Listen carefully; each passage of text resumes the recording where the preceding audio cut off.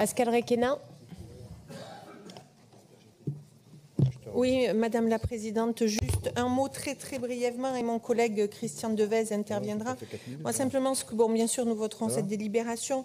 Je reviens un peu sur le débat précédent où on nous parle de territoire. Eh bien moi là, ce que je regrette quand je regarde les règlements d'intervention, c'est qu'il n'y ait pas une territorialisation de l'accompagnement pour les structures notamment parce qu'effectivement le tourisme est quand même beaucoup plus aisé sur la côte dans notre région qu'à l'intérieur des terres. Or, c'est aussi une manne pour les territoires, c'est une attractivité pour nos territoires, mais elle devrait être accompagnée de manière différente selon que l'on se trouve dans des endroits déjà très privilégiés en matière de tourisme ou bien sur des endroits, dans des territoires dans lesquels on a besoin de créer une attractivité pour pouvoir avoir des touristes. Donc c'était cette simple remarque que je souhaitais faire.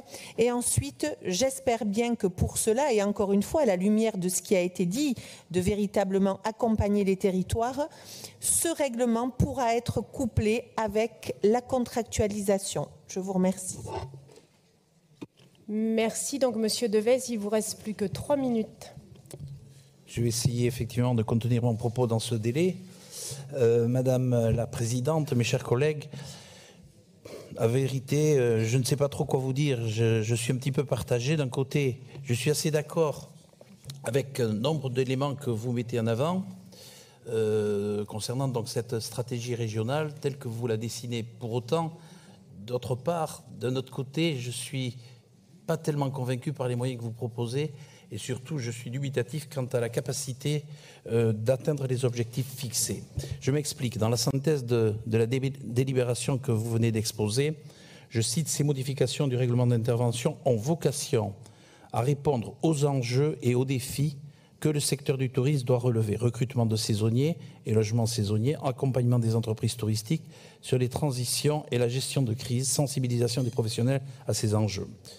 Sachant que, s'agissant de la transition et de la gestion de crise, je comprends, grâce à l'articulation de vos paragraphes, que vous faites bien évidemment directement allusion aux événements climatiques survenus lors de la saison estivale et à ses conséquences. Évidemment, sur ces deux constats que vous présentez, comme à l'origine de cette délibération, nous sommes en total accord avec vous.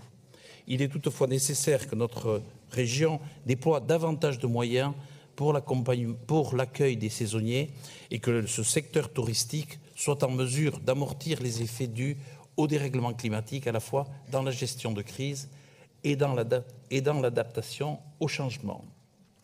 Par contre, si on regarde le règlement d'intervention annexé, on voit mal comment ce nouvel appel à projet entend y parvenir réellement. Je reste sur ces deux objectifs prioritaires. Premièrement, sur l'accueil et l'hébergement des saisonniers, un seul type d'action y fait référence. Une réflexion portant sur une politique en faveur de l'emploi, de la saisonnalité et de la pluriactivité, dans le cadre de laquelle seul l'accompagnement par un prestataire extérieur, stratégie émergente de projets structurants sur le logement saisonnier, pourrait être soutenu financièrement à hauteur de 10 € maximum. Deuxièmement, sur la transition écologique, je ne vois rien d'autre que la possibilité d'élaborer un diagnostic environnemental dans le cadre duquel, cette fois encore, le recours à un prestataire extérieur pourrait être subventionné à hauteur de 5 € maximum. Je ne vois rien sur la gestion de crise à proprement parler, ni même sur l'adaptation au changement climatique.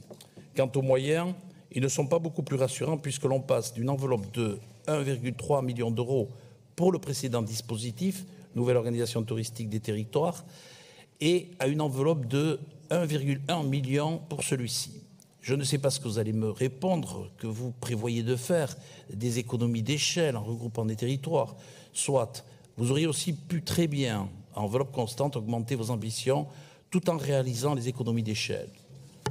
Je sais très bien qu'il existe d'autres dispositifs en parallèle et que celui-ci n'a pas vocation à répondre à toutes les problématiques posées au secteur touristique. Mais à compter du moment où vous jugez